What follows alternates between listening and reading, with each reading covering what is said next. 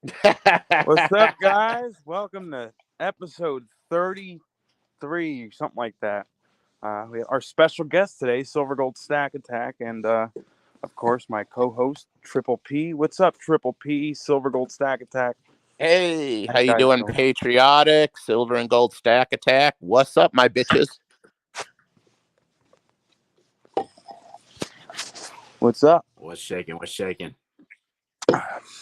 So, what's everyone in the chat doing today? How you guys another all day doing? in paradise. Somebody was supposed to let me know. Strategic, YFZ, Silver and Cigars, Mellow Stacks, Buckeye Silver 614, Mrs. Triple P, Mellow Stacks, Scully, Mark Scott Mellow Schultz, Stacks, J.K. What's up, Pioneer, guys? Haley Newton. Hell yeah. Gang's all here. Yeah, usual. So I just fucking packed on 27 ounces of silver today, thanks to you, Patriotic. I appreciate that. Got my 25 King Cucks for Mrs. Triple P. It's different. I like the tight twos. Even though with Charles on it, but it's different. Seeing the Queen on her coinage for 70 years and finally seeing something different. It's kind of relief. Yeah. Well, what do you guys think of that? I don't know. I think they both suck. Yeah. It's just the change, but we haven't. Britannias are great to stack, and I know Silver and Gold Stack Attack loves the Britannias as well, and I love them for stacking. Not really so much for collecting, but definitely great to stack. I'll stack them by the tube. Milk spotting aside. I mean, silver is still silver, right? I mean, if you're stacking them, it's lowest cost you can get them at, lowest premium you can find. Who cares if they milk spot? It's still an ounce of silver. Yeah, and it's just the thing with the Brits. Royal Mint can put out some. I don't know what's lower now. The Kangaroos are probably the lowest. Yeah, I would say the Kangaroos. Thing with the Brits. Yeah, Kangaroos. The Phils are right behind that. Yep, Philharmonics. You got the Krugerrands. So I don't own any Kangaroos. Krugerrands have actually gone up. Yeah, they've definitely gone up since they used to be right there with the Phillies and Kangaroos, but they've gone up in price. Yeah, but I remember when the Britannias were just as cheap as the Kangaroos. I remember when the Britannias were like first coming out. Yeah, low 20s, low to mid. Yeah, people didn't really care for them. Yeah, low to mid 20s. Well, I've got a confession to make, boys.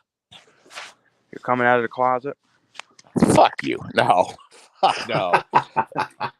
No, I got a confession to make. Mrs. Triple P beat me down, and she got me to cave.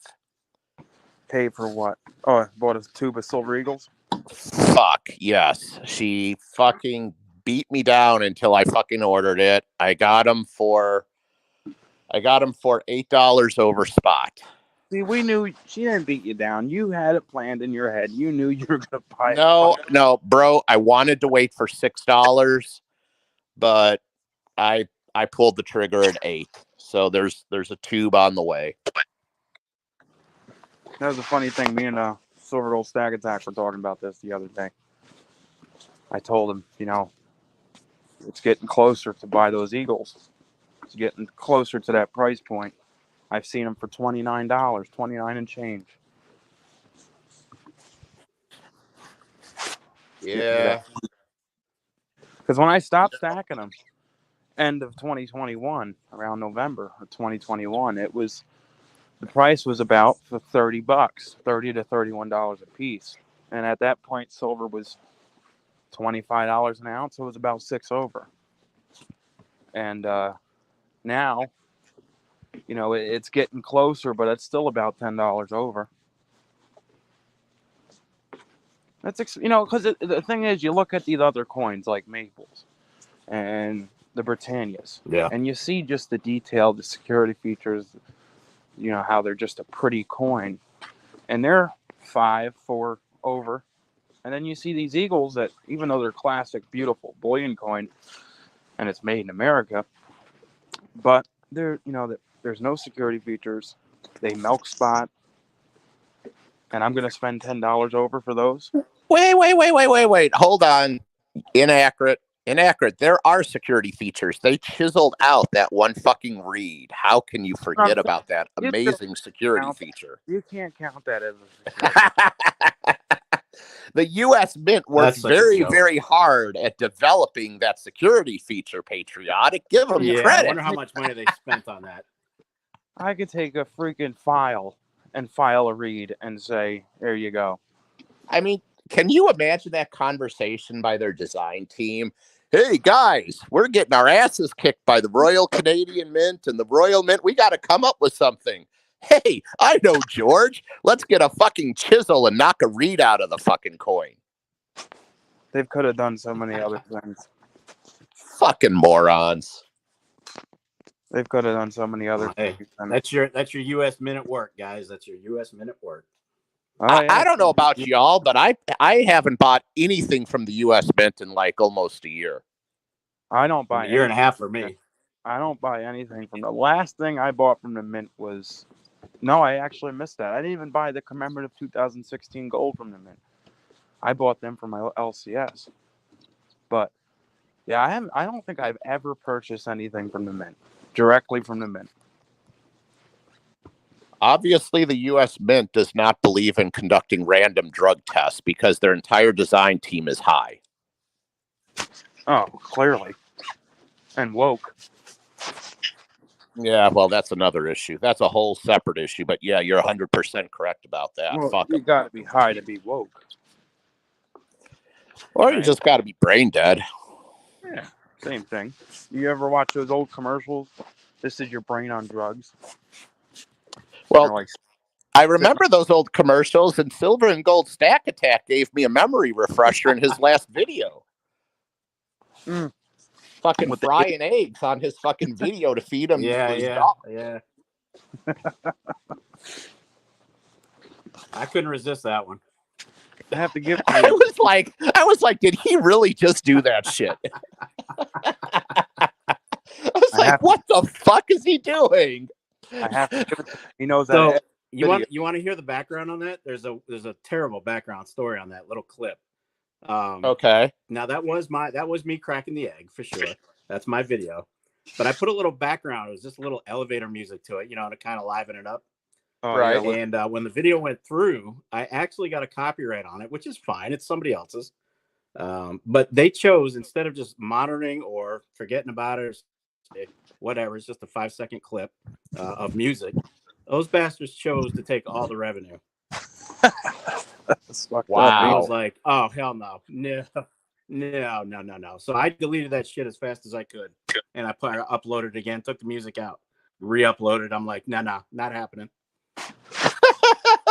You want to take credit for a whole video for 5 seconds of the girl from Ipanema in elevator music. And just think of it. If that video went viral and you got 30,000 views or 50,000 or 100,000. Yeah, they'd get every penny of it. You make $200, $300, $400 on that video from the ads. And they would have made every penny of it for a 5-second clip. They would take it all. And that's that. What do you use for your editing, Silver and Gold Stack Attack? What do you use? What program? Microsoft Photo. I keep it simple. I use PowerPoint, Microsoft Photo. Okay, all right. I use real simple. I use iMovie, and they have some like copyright-free music on iMovie. I've used iMovie. It's not bad. It's limited, but it's not bad. Well, you know what? My editing skills are very limited, so it works. You know what I do? I just go on type in non-copyright music on YouTube. I find a video. I'll screen record the sound, and I'll edit onto my videos. I'm simple. Hey, what's up, Savage Stacker? Good to see you, man. I was just whatever. It is what it is. So let's talk Got in about here. 33 gold, guys. HD Dyna Lowrider, Silver and Cigars. Let's Angry talk about Warrior, P33. Box 2A, B Squared. What's up, guys? SGT Stacking. SGT Stacking from Chi-Town. Fellow vet. Yep, good old SGT, my boy.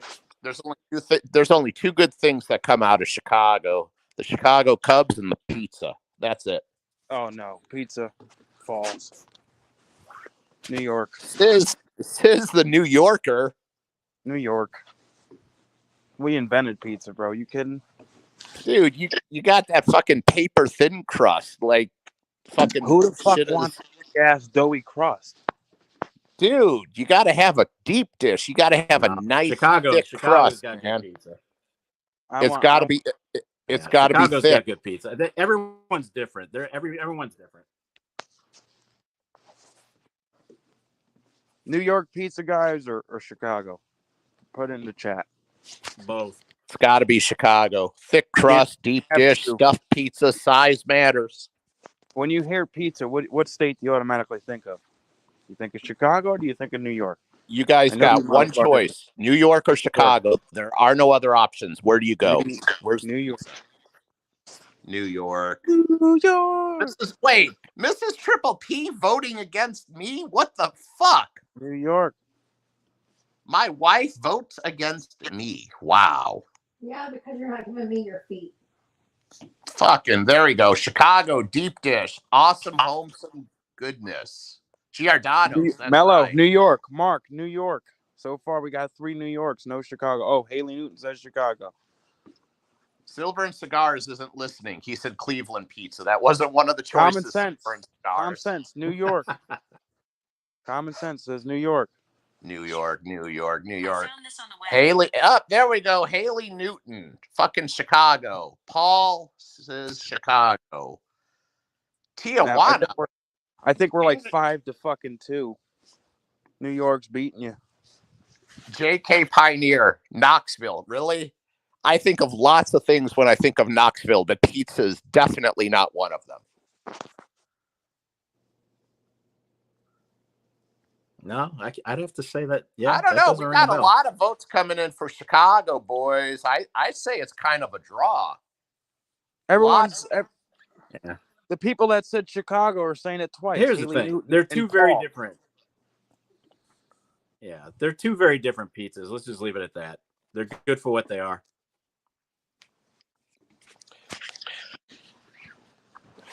And you're forgetting about Old Forge too. I'm not saying that New York pizza is bad. It's definitely not bad pizza, but my preference would definitely be Chicago. Well, you're from Chicago. They're both good. But I noticed when I go across the country, every state will try to replicate New York pizza. Like you'll go, like matter of fact, we were down in Virginia Beach, and it was like the sign said New York style pizza. New York style. I've never seen Chicago style pizza. It's always New York, New York, New York. Now here's a question. I mean, we've talking about stacking bullion this year. Who's buying the Libertads? Anyone still stacking those at all? I think with Libertads, I think people buy them when they first come out, like when they came out in the summer around like July, August. That's when they usually come. I think that's when the people buy them. They snag them up right there, and then it pretty much dies out until the next run comes. That's because I bought that too. I've been buying a tube every year. Like I buy Britannias every year. I buy a tube of Eagles apparently now every year. And the Libertads I've been buying every year as well. So It's like they're not really stackable, but I've got to continue doing it since I started doing it. Yeah, I backed off of them a couple of years ago. Yeah, I don't blame you. I mean, the premium on them is ridiculous, bro. I don't blame you one bit. I'd rather pay the premium for a Libertad than an American Silver Eagle, though. They're about the same to me. Yeah, but I'd rather pay the premium on a Libertad than an Eagle. Yeah, Libertad, I think, has more. Because the more going for it. Libertad, there's more detail to it. I've rarely seen milk spots on them. And who doesn't want to look at 25 that's got like topless silver women? Oh, with boobs. Come on. Right. It's got like a matte finish, I think, too. So that's part of the reason. Yeah. Now, And Libertad. they are. I think they don't make too many of them, right? The Libertads, they're pretty limited. Well, supposedly this year was supposed to be a low mintage, but it's not. And I know, and I see the 2022s are running rampant. Everywhere I turn, I see them up for sale. So, not I've got the A couple stuff that years I ago, they buy. actually suspended them. What happened? They suspended making them, what, a year and a half ago, 2 years ago? Yeah, there was when a there was break. a shortage. COVID, I think, all the COVID had knocked all the workers out. They couldn't make any. I'd like to see them make a 10-ounce Libertad. They do the 5-ounce, they do the 2-ounce, they do the 1-ounce. They got a kilo. There's a few kilos out there. Yeah, but you know what those kilos are going for? Probably, I would guess probably at least 100% premium, 1,600. A little more than that.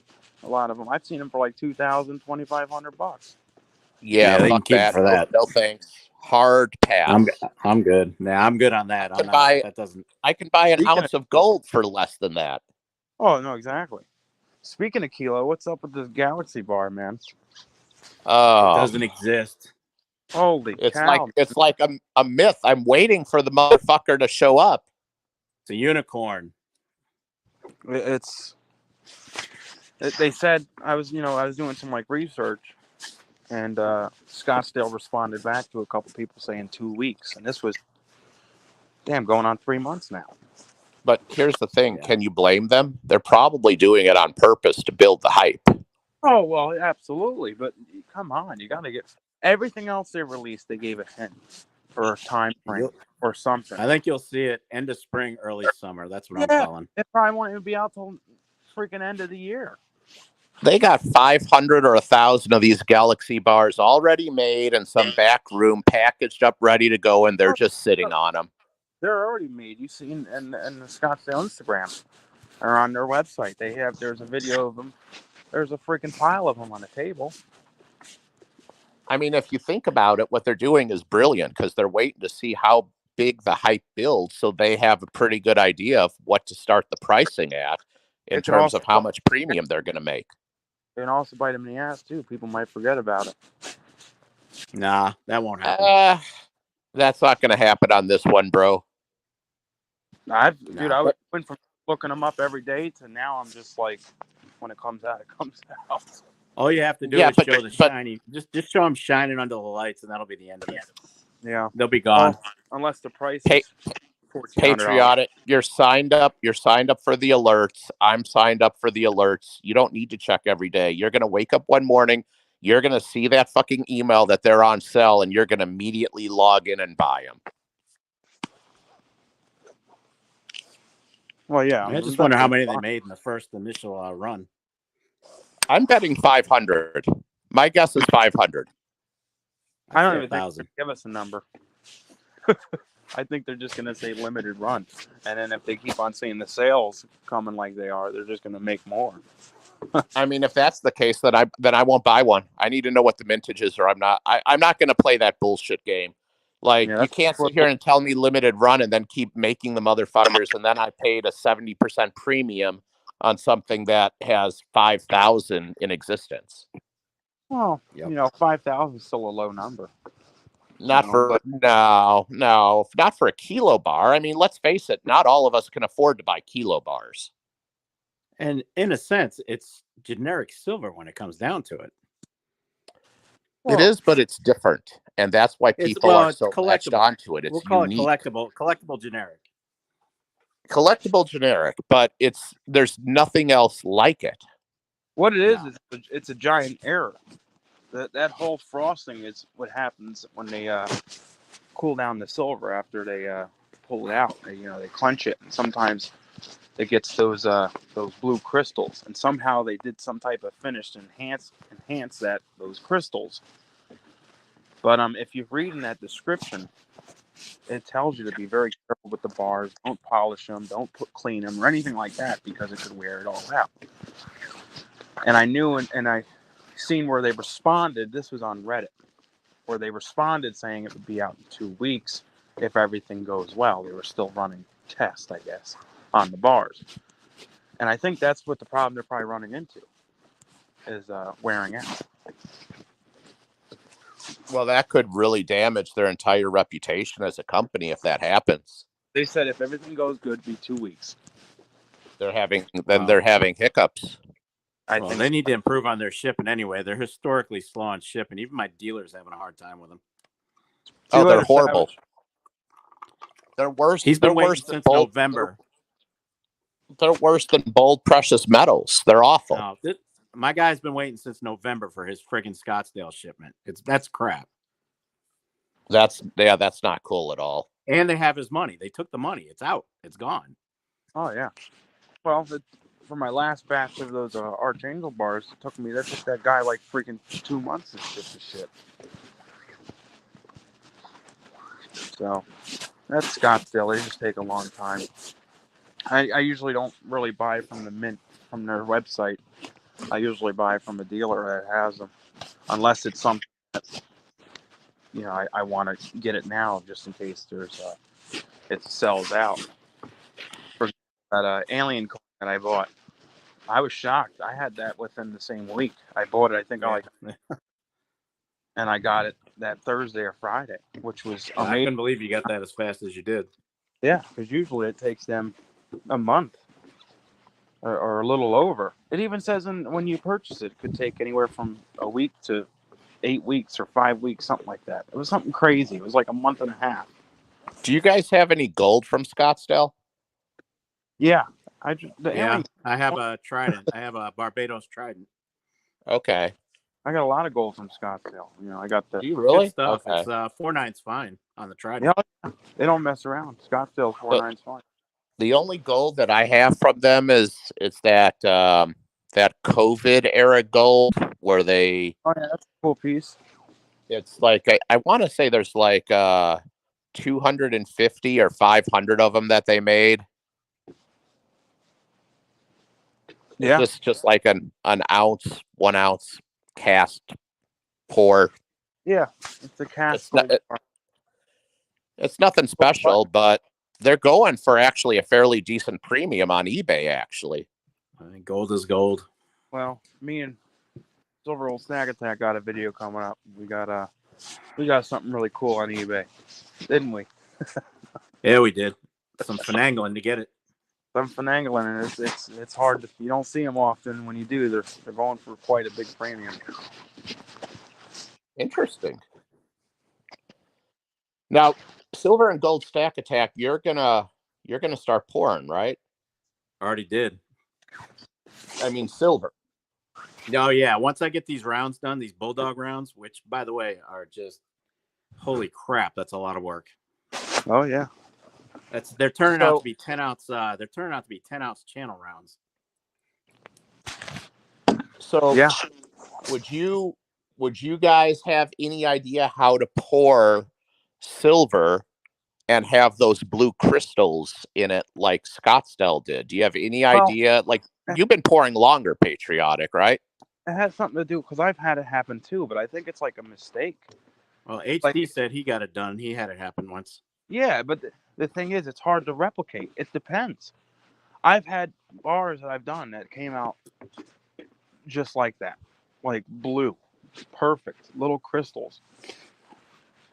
And then some bars, nothing. And then, matter of fact, the last pour I just did, last run, if you look a certain way, you could catch those crystals. I think it has something to do with the water when you take it out and cool it, or maybe the air or something. I don't know, but I've had it happen. But I noticed once you throw a tumbler and shine it up, that disappears. It goes away. So you've had it happen as a fluke, but you don't know what you did to make it happen. No, but the only thing I'm thinking of, it's definitely not the silver. I think it has something to do with cooling it. Maybe at a certain temperature, maybe pulling it out too quick, maybe, or leaving it in the water too long. or You ever different try temperatures. you ever try cooling it with hot water instead of cold water? Would that make a difference?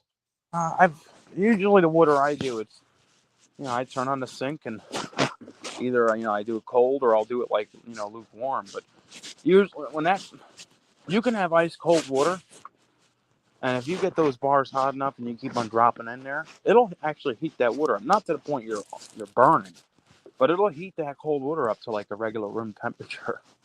Right, but what I'm asking you is, have you ever tried doing it Oh, with like really hot water, like almost boiling water? I Because would the dare. water, if you talk about water that's like say 150, 160 degrees, just under the boiling temperature, it's going to cool the silver slower. Could that have something to do with it?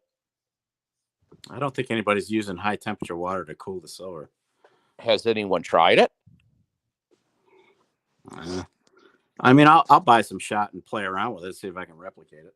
I mean, it's just a theory. I mean, if you guys think it might have something to do with the water, I mean, the only thing that I can think of would be the temperature. And everybody just takes water out of the sink, whether it's lukewarm or cold, and they throw the silver into it because I that's think what makes sense.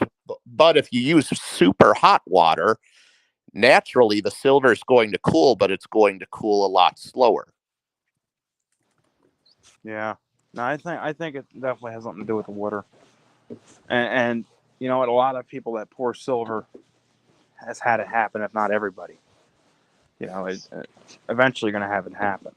Well, I'm So just for trying to those in the survive these chat, damn bulldogs. So once I get out of these bulldogs, I'll start playing around with silver. But I'm So- having friggin' dreams about these bulldogs. Holy crap! really? Oh god, it's a lot of work, dude. Packing that damn sand is a ton of. You got to make sure it's just right, or it's going to screw up the whole thing. Oh man, how many have you screwed up so far? One. Okay, that's not horrible. You just I remelt sent it. I sent a picture to Patriotic. It was terrible. Unfortunately, it came out fantastic, but it spilled over. It ran over. I poured too fast. Like a damn kilo of. It looks like a bulldog pancake. Bulldog got run over by a semi truck. Yeah. Unfortunately, though, it was a great pour. The details were just perfect. I was so pissed. I told Silver Gold Stack Attack once he's done with his mold there, send me that bulldog and I'll do a 10-ounce silver bulldog. There you Oh go. wow, that'd be cool. Hell yeah, that'd be cool. That's gonna be pricey. Oh, dude, hell yeah, man. Pours are These things are averaging anywhere from 10 to 11.5 ounces a piece. Yeah. Easy 45, $50. Yeah, haven't come up with a price yet, but I'm putting in a lot of time on each one. You got to figure in that time, man. That's all. That's what all comes down to with pouring metal: the time, your cost, your supplies. Because it's not like a bar. It doesn't end with the pour in the bar. This is something I've got to deburr it. I've got to sand them down a little bit. I've got to take off the edges. I got to get them right. I've got to scrub the shit out of them to get that copper shine, and then I got to finish them. So how long does each bulldog take you? Well, not counting the pour, not counting melt time, it takes me about. I've got invested maybe 2.5 hours in each one of finishing. Holy cow! Because I also put a varnish. I put a finish coat on it, a varnish. So these are going to shine. You'll be able to handle these all you want and never worry about the copper turning that nasty brown. You know what else started pouring too? SGT's putting his hands in the pouring. Yep, saw that. He did a nice little piece there the other day for first pour. That was outstanding. I'd get into pouring, but I'd probably set my whole house on fire. Do it in your garage. I don't know if you guys can see this, but this is one from today. That's what they look like. Oh, wow.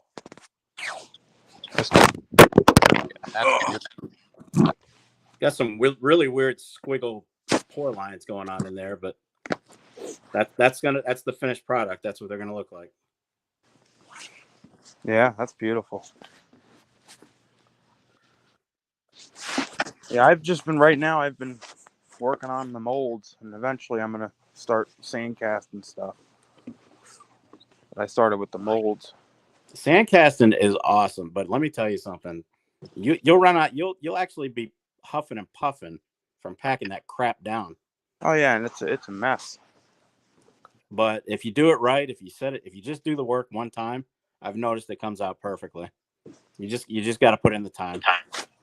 Oh yeah. So you know what I've noticed about, I don't know if you guys are like this, but what I've noticed about myself since I started stacking like 3 years ago is that I go through phases. Like I go through phases where I'm stacking silver and then I'm stacking gold and then I'm not stacking at all and I'm buying fucking numismatics. And then I'm just taking shit, sending it off to fucking PCGS to get graded. And then I turn around and buy some fucking copper. And then I'm back to stacking silver. Like I just like get bored with one aspect of it. And then I move on to do something different. And it's just rinse and repeat. You guys see that with yourselves at all? Absolutely. But but the thing is, I try to incorporate it all. You know me. I don't do much trading. I don't do much of the sending out BS. But and I'm mostly a stacker. I try to stack both metals, gold and silver. But I like to, I'll mess around with the PCGS slab Morgans and the vintage silver and high premium pieces. But yeah, no, I go through that. Like right now, I'm going through a pre-33 phase and vintage silver. Angle Yeah, heart. I get my pre-33 phases too. I forgot to mention that. I love the pre-33 stuff. I just went into it. I'm in it now. Yeah. Dude, I'm telling you, it's addictive. Yeah. Stack Attack rekindled that for me, and I was like, oh, I'm gonna start I stack. picked up a beautiful half eagle. Dude, I got this MS64 St. Gaudens. It is wow. just it's a stunner. Oh yeah. Pre-33 is great. I love it. And but I gotta have my pre-33 stuff slabbed, and that's where you and I are different, Patriotic, because you don't want yours slabbed. You want to be able to touch it. I want it in good shape, and I'm saying like BU, MS61, MS62, or above, unslabbed. So I can put it in the capsule, and voila. But I will buy pre-33 if it's in good shape, and it's a nice slab, nice coin. I'll buy it. I'll buy one in a slab. It's not that I'm against it 100%, but I prefer unslabbed. And I'd rather have the option to be able to hold it. I mean, think of if that coin could just talk. Can you imagine the history? Oh yeah. And you know what? I'll tell you something, Silver and Gold Stack Attack, you're correct, and there's a lot to be said for that. But the advantage of slabbing is that you're locking in the fucking value. So if I ever need to sell that coin at any point, there is no disputing what that coin is. Here's this coin. It is an MS63. This is the price. This is what it's worth. This is the price. Take it or leave it. And slabbed is typically going to go for more than the loose ones, typically. Oh yeah, no, absolutely. You've added a premium. It's been graded. It's slabbed. It's protected. That's going to add premium. At the end of the day, they all have premium. You know what I mean? A regular, good shape, unslabbed pre-33 is going to go for more than like your $20 gold piece unslabbed is going to go for usually more than your standard 1 ounce gold coins. But as a buyer, Patriotic, I have to look at that coin and I have to think, okay, number one, is there any chance that this coin could be counterfeit? We got to get it tested because I don't know, I might be buying it from you. I don't know who you are from heads or tails, so I'm not going to trust you. We have to make sure that it is indeed legit. And then I have to ask myself, well, what is this coin worth? Is it an AU? Is it a BU? Would it grade a 61, a 62? I don't fucking know. Yeah, no, exactly. So it's going to be a little bit harder as a buyer to convince me to buy that as opposed to, hey, check out the St. Gaudens from PCGS. It's a slab 62. Yeah, but then you have the people that like the rush of finding a good shape coin and sending it out themselves. Are you guys? Well, Triple P, this probably applies more to you. I don't think Patriotic gets into it, but have you been buying any of the foreign gold? No, I don't like have the old stuff. You're talking about like the roosters and shit. Yeah, like from France, the gold from Mexico, from France. Well, I do the Mexico. You do the Mexico? Yeah. I have 1/2 ounce gold Libertad. But no, I'm talking vintage. I'm talking vintage. Talking pesos. 1 peso. Yeah. So I had those at one point, and I ended up selling them and trading them in for like standard bullion. I'm pretty much almost all Britannias, gold eagles, gold buffaloes. I'm pretty heavy on the pre-33, but it's all pretty much government minted bullion at this point. And that's where me and you relate, because our gold's the same thing. It's 1 ounce Britannias, Maples, Eagles, Buffaloes. We stack the government backed bullion. That's for Liberty. That's for Liberty. Liberty Bleeds Silver. He was asking for a shot of the bulldog. But if we go back to, but if we like to kind of go like to the older type foreign, like our foreign gold would be pre-33. That would be our old school, like, how every country had their own gold coins. And we now call that world foreign, pre-30s, back to the 1800s. That's like our pre-33. But right. I'll stack foreign Mexican, like 50 pesos. I love it. Yeah. I like the francs. I don't want to go down that highway, but the francs look really nice. The francs are nice. Yeah. The roosters, the $20 francs, and then you got the Swiss Helvita. There is an exception to that rule, though, Silver and Gold Stack Attack, because I do have some 57, 58, and a 59 gold sovereign with the queen on it, because after she croaked, Mrs. Triple P wanted those old sovereigns with the queen. So I did go out and I did buy a couple of nice ones, and I've got 2 of them back from PCGS the other day, and I'm still waiting on one more shipment from PCGS, and I'm going to do a massive PCGS slab reveal video with like 12 or 13 coins. I'm just waiting to get the last box in. But the 2 gold sovereigns I got back from them, they did really well. They did super well. Yeah, sovereigns are nice. Yeah, but that's as close as I get to the old foreign stuff. Well, like I said, the close I get is Mexican foreign. I like their old foreign stuff, and it carries a premium too. Cheaper than pre-33 though. Oh yeah, absolutely. Much cheaper. I love those $50 pesos though. Those are my.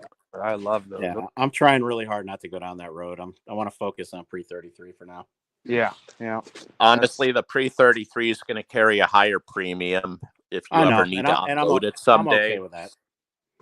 And they don't make it anymore. Yeah, I'm actually okay with the premiums on that. He gives me a great deal. Yeah, so. then you definitely should stick with that. Yeah, no, I'm gonna try and catch up on it a little bit. That's gonna be my focus this year. I'm still buying silver. I mean, stupid silver. I just showed Patriotic that 5 ounce. What was that? The army. What was it? The Emperor in the Army. Something. The Terracotta Army. Yeah. 5 ounces of silver. It's a nice looking round, but not needed. Well, I got a Persimmon kilo bar coming in, another one of those, and I got a 1/10 2023 maple, and then I have a $20 Liberty coming in. So just waiting on those. I'm sure I'll be back into buying my silver kilo bar phase before too long. I gotta finish stacking the gold that I need for this year, though, because I still need to stack a buffalo for this year. I still need to stack the 1 ounce and 1/2 ounce gold eagle for this year. See, right now. Now that because now we're right around the corner from Kagan's releasing the 1/10 ounce bull and their new Liberian horse or Liberian stallion, something like that. Their new 1 ounce design, and they're also releasing their first silver bullion coin. So I'm just laying back with that, waiting for them, because I'm gonna buy a boatload. Yeah, and I'm gonna have to buy a stallion. You're gonna buy a bunch of gold stallions, bro? I'm gonna buy a tube of those 1/10 bulls for sure. I'll keep some for the stack, and then I'll flip the rest, and then I'm gonna buy a stallion for myself. because I'm going to have to buy a 1/10 bull, and I'm going to have to buy a stallion because I have the lynx and I have the bull in 1 ounce. Two of those silver, their first silver coins too that they're making this year. So I'm going to have to probably buy a tube of that as well. So this is going to be an interesting year for stacking, probably more than numismatics, because there's so much interesting shit coming out. I have to say, you know, this, and it's hard for a lot of people. I know this right now, even with sales being down. Like, you know, end of the year I was selling a lot, but right now everyone's metal rich but cash poor. People. Well, that and let's face it. I mean, choices are poor too. LCSs are running low. Well, yeah, like local coin shops and stuff. But what I was saying is that there's so many cool things coming out this year. Like with Scottsdale, for example, they released like 4 freaking awesome things so far. They released the new Congo Silverback Gorilla, which was a limit mintage of 1,000. They released the second series of the Alien coins. You got Kagan, the Royal Spanish Mint, releasing their new designs in the 1/10 bull. You got Scottsdale with the Archangel, the Galaxy Bar, then the Royal Mint with Type 2 Britannias, Type 1, Type 2, RCM with their new maple design.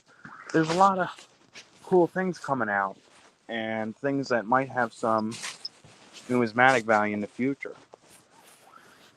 The people right now are going crazy. They want to get a piece of the cake on everything, but there's just not enough money to go around right now. People are broke. They're afraid what's going to happen. What they should do with the money. Well, I mean, that's why I'm stacking cash every week too. Oh yeah, that's like I was telling Triple P. You know, I'm happy that he started doing that because last thing you want to have to do is sell your metals. Yeah. Well, how's that going for you? You doing good with that now? Oh yeah. Yeah, I got a stack of cash. I'm doing all right. That's good. Yeah, no, I think, you know, you got to have that before you have anything else. But, you know, it's a lot of cool things coming out this year. That's for sure. Now, the question is, are you going to have to get them from dealers or are you going to get them locally? Because locally is suffering right now. Oh, well, locally, man, it's a hit and miss. Yeah, Like, it really you'll is. never see those Royal Spanish Mint coins at the coin shop unless someone walks in and sells them. Yep. You'll never see those Galaxy Kilo bars unless they got a wholesale with Scottsdale. You'll never, you know, yeah, you'll see your Britannias, your Eagles, your Maples. But a lot of thing with these coin shop owners, and listen, I'm not knocking the small businesses, the coin shops. They're the best. You know, I'd rather go to them. If they had everything that I wanted, I would go to them. But they're in their comfort zone. They don't like to order outside. Like I've tried showing my dealer, hey, look at these new Royal Spanish Mint gold coins. They're becoming really hot in the community. Yeah, they're cool, but I don't know. You know what I mean? That's that comfort zone. They don't want to go outside their comfort zone. If they don't have familiarity, they're going to hesitate. Yeah, and it's always the Eagles, the Maples, and not too long ago they didn't even have Brits in their shops. You know, up until I would say within the last 3 years, but it was always Maples, Eagles, and then just your 10-ounce bars, your 1-ounce bars, and your typical gold Eagles, gold Buffaloes. You know, well, I think their biggest fear is getting like the really exclusive stuff. They don't want to get stuck with it. Yeah, and I can understand that 100%. But I guarantee they'd make a lot more business if they ramped up on more things and widen out a little bit. And listen, not every LCS is like that. There's local coin shops that I've been to. Like, for example, the one in Virginia Beach that I love. I love that place. That guy has everything. Everything that a bullion dealer sells, maybe not like Atmex, but like Monument, Herald Bullion, he's got it in that shop. I mean, I was searching for a 1916D Mercury dime everywhere for Triple P. I walked in that place. The guy had it for an outstanding deal. He got it cheaper than what they were selling on eBay. Mm-hmm. In crappier grades. Yeah, right now you walk in, you never know what you're going to find. You know what I mean? It's just, I don't know. I love local coin shops. I like my guy. I like my other LCS. They're great. They're awesome. Prices are fair at times, but you just can't. Let me show you what happens when your coin shop is low and you want to walk out with something. This is insane. You end up with one of these. the terracotta 5-ouncer. Cool though. It's sweet. It's got some great weight to it. Comes in a little bag. I mean, it's collectible. There's only 10,000 made, but that's what you end up buying because he's got nothing else. Yeah. HG asked a question. What do coin shops offer for silver maples roughly? Are they worth the extra money, or should one stick to generics? Mine is 4 over spot right now for maple. So that's not bad because that's about online dealers are charging. Yep, that's about right. I would do that, but I've walked in the local coin shops and they were charging $7-8 over. Yeah. Oh yeah. Well, I mean, that's the game. They're not going to change that. Right. I mean, that was when I first started, man. I was all about the coin shops, local coin shops. That's pretty much all I bought from.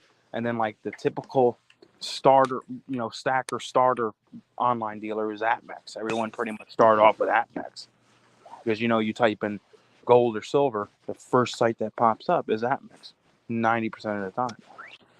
So it was always local coin shops and APMEX. But then once I started finding out about Bullion Exchange, Herald Bullion, Monument Metals, Liberty Coin Co., and all these other great online dealers, I seen the difference in price and how cheaper they were than some local coin shops or other dealers. And the rest is pretty much history. I've been buying a lot from my main bullion dealers online, and then I eventually grew the balls to buy from people on Instagram and Facebook. I've been buying from a lot of people, on the platforms also, which you get great deals. Yeah, peer-to-peer is going to be the best for sure. Yeah, because and that's what sucks, because I would prefer to go to my LCS and buy everything. I can use all cash. There's no paper trail, and I get it right away in my hand. I don't have to worry about if I'm going to get it in the mail, if it's going to get lost. There's nothing to worry about, but you got to pay for that convenience. Because most of the time, even on their government coins, are you going to usually be about $1 to $2 to $3 to $4 more expensive than your cheapest. If you don't mind paying an extra couple bucks, go for it. But you might have a local coin shop that's matches those prices, but it's hard. I don't know if it's just me, but you're busting up really badly. Yeah, I was wondering if it was me. You're breaking up real bad, bro. Can you hear me now? Like the Verizon. What is this? This is a really bad Verizon. Hear me now? How about now? Can you hear me now? Is it good now, though? Yeah, it sounds better. That's better. Sounds like you're wrestling a damn skunk or something. Probably. Maybe he's having a little bit of a roll in the sheets with Mrs. Patriotic while he's live streaming. Well, that's you. I don't think she would allow. I don't think she'd allow that. No. But yeah, I'd like to see the local coin shops. I like to, and I'm not saying my guy is not good or anything, but well, in the end, he's got to keep the lights on. And that's the thing, they're not a giant business. They're a little mom and pop shop. They got overhead. What these companies charge for. What these what do you call them? Landlords charge for renting buildings and sections, especially in New York. You know what I mean? It's expensive. I know that 100%. And with bullion, it's hard to really make a lot of money. You have to push weight. Now, that's why these local coin shops, it's another thing why they don't convert more towards bullion. Like if you walk into a local coin shop, you see more numismatics than you do see bullion. Am I correct? Oh yeah. Well, that's because all the money. Yeah. Because that's what makes them money. That's where they make their money. They rely on the old people going in there to finish up Eagle books and Morgan sets and paying the high prices on these coins where they can make $200-$300 per coin versus selling a 10-ounce bar and put $10 in their pocket. Hold on. Wait. But aren't you the guy that gave me so much shit about buying the $2,000 penny? No, listen. That's everyone when they get older and stuff, and a lot of guys they do collecting and stuff. But I've told you that from the get-go, from the beginning when you were going through that numismatic phase. When it comes to selling, as a bullion dealer, selling them, that's where you make your money. I make Right. my selling numismatics, vintage stuff, poured bars, Morgan dollars, peace dollars than I do from pushing bullion. That's how it's always been that way. You make more money you're going to make more money as a dealer. You're going to have, well, not per se making more money, but you're going to have more profit on that, selling that MS66 Morgan versus a 10-ounce silver bar or 1-ounce gold coin. I guarantee you'll make more money on that Morgan And dollar. numismatics go up in value quicker than stackable gold and silver bullion. What was that? So, from what I can tell, most numismatics increase in value quicker than most of your gold and silver bullion. Well, and gold and silver bullion, that's subject to wicked shifts up and Right, down, up and because down. because bullion you're goes by reliant spot price. you're reliant on spot price. Yeah, it But goes by spot price. But when you have but numismatics spot price is obviously consideration, but the numismatic value is much more valuable than. Well, listen, if you were going to go by spot price on a Morgan dollar, high grade or no grade, what is that? Right now, it's not even an ounce of silver. What? Well, it's like 0.77 something. $17 of silver. $18, maybe $20 in silver. You know what I mean? So Well, yeah, probably like 17. yeah, you know what I mean. It doesn't. Vintage silver, rare vintage silver, pre-33 gold, numismatics, Morgans, Barber dimes, whatever high grade stuff, really doesn't follow with the spot price. For example, I was selling some W series Engelhart bars, and a couple people were aggravated about the price. Oh, well, spot price dropped. Why isn't your price dropped? I said, because this stuff doesn't follow spot price. It's not a regular pressed Engelhart bar. These are W series Engelhart bars. You know what I mean? The price is the price. It's for your collection. It's just which is why I look at my collection versus my stack completely different. My stack I look at as a hedge, and my collection I look at as almost a fun kind little investment of sorts. Yeah. Well, no, that's with numismatics. It's not a bad investment. It depends on what you buy, though. Because not too long ago, you can get decent Carson Cities and BU condition for $150, $175. This was like 3 years ago. They shot up to $300, $400, $500, and I'm saying common. I'm talking common ones. The 80, 84. 82. They're up 200%. They went from about 125 to 175 at most 2 years ago to $300. Well, no, they went up to about $400 or $500. Then they dropped back down. They're about at that 300 mark. And I'm talking about the common ones in the GSA. I'm not talking about your rarer dates, your more valuable mint marks or whatever. But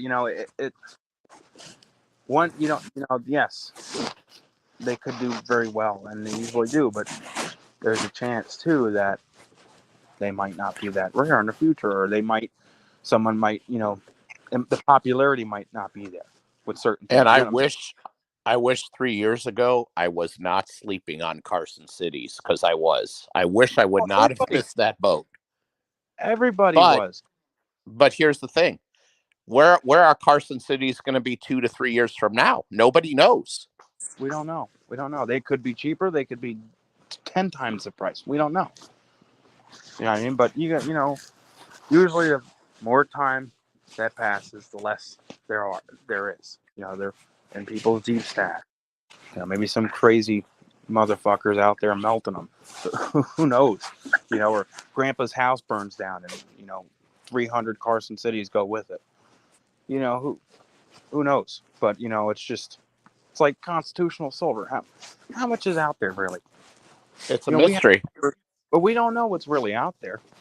You know what I mean? And hearing the stories from local coin shops in the late 70s and early 80s on the tons and tons of 90% GSA Carson Cities, Morgan dollar, Peace dollar, all getting thrown into the melter, selling them to these refiners. I heard that they weren't turning in the Morgans for melting though. Yeah, there was an interview I was watching this coin. I think it was a Silver Seeker. Oh no, it wasn't Silver. It was Spectacular. The coin guy there, his coin guy who goes and sees. He walked in. I don't know if it was like a coin show, and other dealers were selling these Carson Cities and these to other dealers, or people were selling them, and they were breaking them out of the GSAs and throwing them into the you know, mix where they would send them out to get melted, because they were paying you $50 an ounce. They were only selling those for about $30-$40. So they were getting more money sending them out to get melted than selling it. Yeah, but I think some had some common sense and pulled a lot of those out. Or some people did, but you got to think of it too. 333. Not many people had common sense holding that stuff back in the day. Oh no, the government was saying you better turn that crap in. And even though they did, I'd say most did not. Not too long ago, we had silver coinage up until the 1960s, and it was heavily still circulated in our circulation until the 80s. You know, I remember, you know, my mom saying, "Oh, silver was, you know, very common. Go to the bank and you get the silver coins and all that back then." You know, there's not many people that held on to them and say, "Hey, this is going to be worth lots of money." You know, people don't think that. Speaking of your 90%, have either of you guys had any luck with those Coinstar machines? Because I keep hearing about guys that go to the store and they go to the Coinstar machine, they stick their hand in, and every once in a while they'll pull out a 90% Washington or a 90% Rosie. Have you guys ever had any luck with that? I've never found anything, but I'm going to tell you right now, back in the day when I was dumb and clueless, I always wonder why that stuff was getting spit out at the bottom of the damn barrel. Mm-hmm. And now I know. I always check, and I have never had any luck with it. I've never seen anything. Last one I found, I sent you guys a picture in the group chat. It was a Rosie dime, 1964 Rosie dime that I found in a coin store at our local. I've seen YouTubers that planted that crap just to make a video out of it. I'm like, get out of here. That's probably what I grabbed, the planted one. Who knows? You're on somebody's YouTube channel, Patriotic. If I was those Coinstar machines, if I was those Coinstar guys that were running those things or whatever, I would like change the settings so it would take the silver too. Mm-hmm. Well, it's just like those guys doing those coin roll hunts. Come on. Well, some of them, I think they bait it. I think a lot of people bait it because I've searched through hundreds of $50 boxes, and I can count on one hand how many $50 I found that were, and most of them were 40%ers. I don't even think I found a 90%er out of a $50 box. I wouldn't even keep a 40%er. I'd give it away. Oh, that's what I do. I'll give it away or do something with it. Give it to the kids. But you know, you see some of these guys, and I'm not knocking them or anything like that. But like, what's that? Rob finds treasure. That's all he does. Is coin roll hunts, and he finds all types of silver. And I'm like, what freaking banks is he going to? Because most of these companies, they have machines that count it. Matter of fact, who was telling me? Bullion Baby was telling me. I don't know I think it was the Loomis trucks. The Loomis ones are the ones that have that machine, or Loomis or Brinks, one of the two. And they go through it, and it can tell if they're silver or not. They take it. It goes through a whole sorting process. Right? They take all the silver. The only thing I can figure is it happens when like grandma or grandpa passes away and somebody gets all of their change and they roll it up and they bring it to the bank, not knowing what they have. I can't. With Bullion Baby, his first video on YouTube, guys, I don't know if he deleted his channel and his videos, but you should have seen Paul. He went in He asked. They didn't have half dollars, didn't have quarters, so he's like, "I'll take some." And they were like, "Oh well, one of our clients came in and dropped off a few dime rolls, customer wrap dime rolls," and he's like, "All right, I'll take some." He took them. He only had like $30, so I think he bought like, well, I don't know. I think he bought 3 of them. He bought like 3 Fidos, so $15. All Mercury dimes. All Mercury dimes. So Wow. on Friday, the bank was closing, literally, and he had to go out of town for work, so he called his wife up, or his girlfriend, and he begged her, "Hey, go back there and grab every customer roll, dimes they got." And she did. She went back there. I don't know if it was that Saturday morning or Monday, and he picked up the rest, and I think it was like $100 or $200 in dimes, all Mercury dimes, all silver Mercury dimes. Wow. Here in this video, you knew it wasn't bullshit because you could hear his voice. Like, you ever get so excited you sound like a little, a girl? That was him, man. That was him. He was No, so I excited. honestly can't say that I know that feeling. I don't. I don't know if I've ever sounded like a girl, but that's interesting. Okay. Point is, his voice changed, and he didn't even sound the same. Come on. Can you imagine spending $200 on dimes, and you're walking away with, $500 and 500 silver, 500 face value of silver Mercury dimes. Yeah, it's Oh, here's what kills me when I think back on it. How many freaking quarters did I drop? How many silver quarters did I drop into the arcades back in the day? That's what I wonder. Oh, you know that we dropped a shit ton. We had to. Absolutely. Absolutely. I mean, so you're about my age, right? I'm 48. So if I go back to when I was 7 or 8 years old, we're talking 4 fucking decades ago. We're talking 1982, 1983. Yeah, there was a ton of 90% floating around. Absolutely. I mean, the word was out on it, but it wasn't heavily collected. Well, that was like my mom. She said back in the 80s and late 70s, it was heavily in circulation. It was still, all the kids knew, hey, this is silver. This kid didn't know it. It wasn't worth it. You know what I mean? It wasn't worth it to them. They didn't understand. Let's face reality. If I had a quarter and I was faced with the choice back then of playing a game of Pac-Man or saving it, oh, it's silver, I would have said the hell with it. I'm playing Pac-Man. Exactly. And back then too, people, it was money, bills, either keep or pay the bill. And I don't know if you guys know, but back in the Jimmy Carter years, late 70s, going into the 80s, early 80s, and then when Reagan left, Bush took over into Clinton, the economy was pretty bad. Late 70s was a gas shortage and all that, into the early 80s when Reagan first took over. He had to fix a lot, and and then when George Bush came in, he screwed it all up, and Clinton really messed it up. So the economy was bad during those years. So people, it was just coins. Yeah. If I knew then what I know now. Yeah. Ain't that the truth? Well, just think of it. People knew back then, they would have held all their pre-33. I mean, but let's face it, back in the 80s, it was all about meeting girls and playing games. Oh yeah. And going to concerts. Yep, playing football. I mean, that was life. Yep. Well, that's fucking people today though. They don't think of kids. A lot of people my age, they don't think of investing or saving this or saving that. No, I wish I'd have figured things out a long time ago. The majority of my friends that I went to school with, they're either still living at mommy's, in jail, on drugs, or working at a freaking fast food joint. I think out of my circle of friends here, I can probably tell you maybe one is stacking. I mean, it's a very small percentage. Yeah, I have none that I know of other than me. Well, Yeah. back in pastor. Well, I mean, but I'm talking about like childhood era.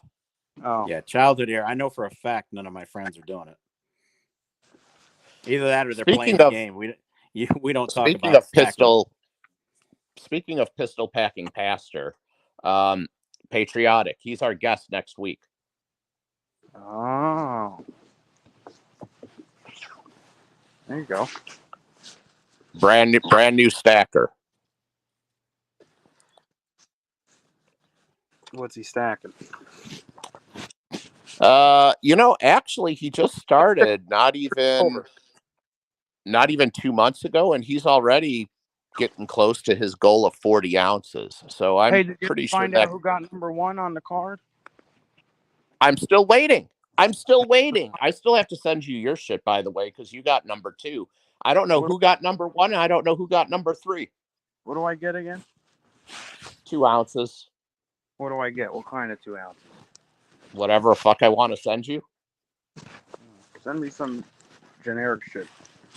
Something fucking cheap. Something. Why? So you can melt it? I'm going to send you my Ukrainian Silver Eagle. Well, it's got to be 3.9 fine. Don't send me no freaking sterling or copper. You said 2. No.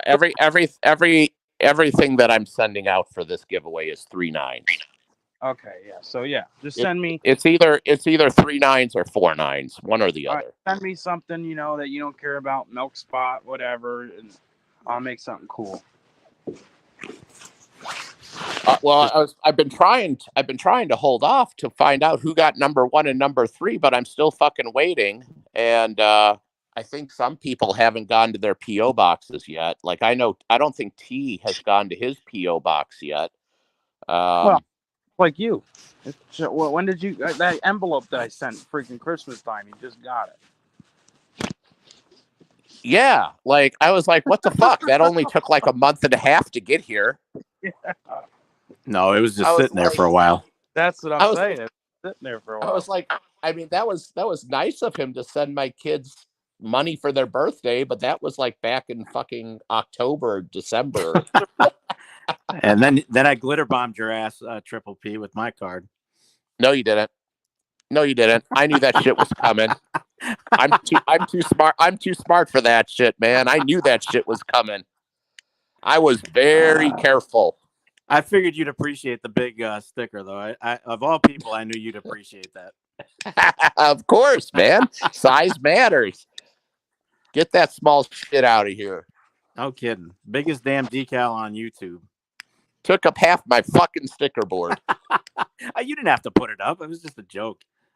Oh no, I put every sticker up, man. I'm on like my third or fourth sticker board now. I put it on my safe. Oh, you put it on the safe? Mm-hmm. There you go. Yeah, I haven't been using the sticker board lately. I just, My LCS has all of mine posted up in his shop. That's pretty cool. Yeah, I gave a handful to both my LCS. He'll put them in the. He actually puts them in the case. Yeah. I gave a handful of both of them, and they just have them. I don't think I'm not Yankee stacking where everybody knows me. Yeah, we're not worthy of old Yankee. Yeah. Well, if you were Yankee stacking, you'd be like making a lot more money too. Oh yeah. You got that right. I'd be crying when someone sends me a $400 super chat. Shit, man. Thank you. Well, since now that's over. It's amazing how much YouTube pays once you get to certain levels. Like my perfect example is Hickok 45. Everyone knows who Hickok 45 is, right? I actually don't. Okay, check him out on 45? YouTube. He's like the most famous gun reviewer on YouTube. Anyways, I know Hickok 45. Like we text once in a while. Hickok 45 has over 7 million subs. I think he's pushing 8 million subs. Any guesses what his what his yearly income is? I don't know. Probably 6 figures, easy.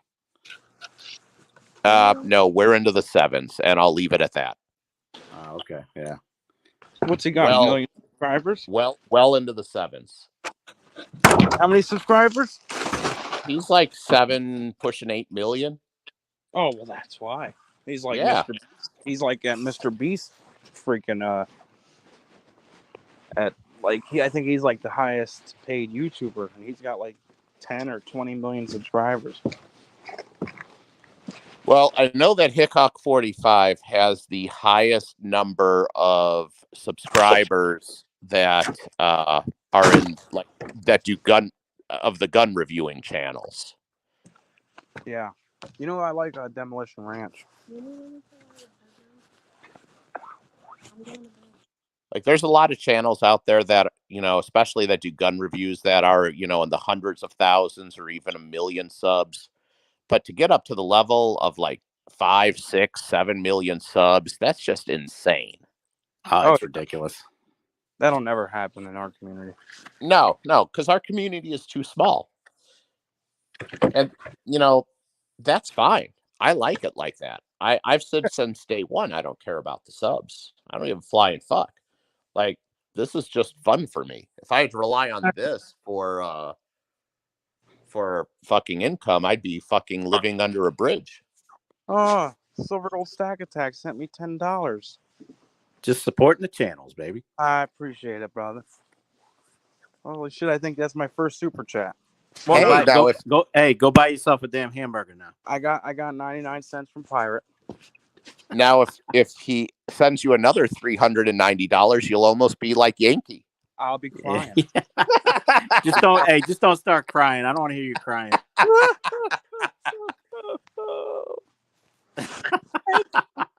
Thank you. That'll go with the rest of my hundreds of thousands of dollars.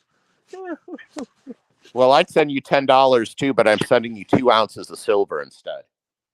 I won that. That ain't fair. I won that. That's my $10. I'll take that 10. Well, after YouTube takes it, its fees, I'll probably get like $4.10. You're going to get like $4.50. Yeah, isn't that ridiculous? They take like 50% of your. I think a little more. I think it's like 60%. Look, in comparison to what we're making on views and what they actually get from advertisers, we're barely getting a percentage. Oh, we're licking the fucking dirt off of their boot soles. I think the what was that? God, the Krugerrand video. I think it hit 30. I think it's up to 33,000 views or something like that. I think I made maybe $110 on it. Yeah, that's what I'm saying. Wow. Like, people think as soon as you get monetized, you're making big bucks. No, I that's a real misconception. It's so far from the truth. Literally, I'll fill you guys in right now. Whoever's not monetized that does content, for an average view, like if your video hits 1,000 views per se, that's a good, nice average. What do you make? Like $2.50, $3, something like that. I don't think you make that. I think it's like, maybe $2, $3. 500 view video, you're talking like $1. So the only way us content creators that are monetized make money are from our merch store. When we sell merch, if we do, like mining stocks or sponsors with companies, and even with most sponsors, we don't get paid money. We're giving you this product. We're giving you this. Like, for example, the 2-auto furnace. They sent out a 2-auto furnace to Silver Gold Stack Attack, me, Cheetah Silver Stack, Silver Oceans, and that was almost $400 that we saved in our pocket. But that's where we make money. Only way you're making money on ads is when you're up there with 100,000 plus. Well, I already told you. You know this, but a lot of people don't. I've already turned down the mining stocks and all that. I told that company no, so I'm not actually going to get involved in that at all. Yeah, you told me that. And like I said, I wasn't. But I'm not crushing on anybody who does. Trust me, I don't. just for me personally, it was a choice that I didn't want to get involved with it, and I Yeah. told the company no. And listen, I wasn't gonna do it.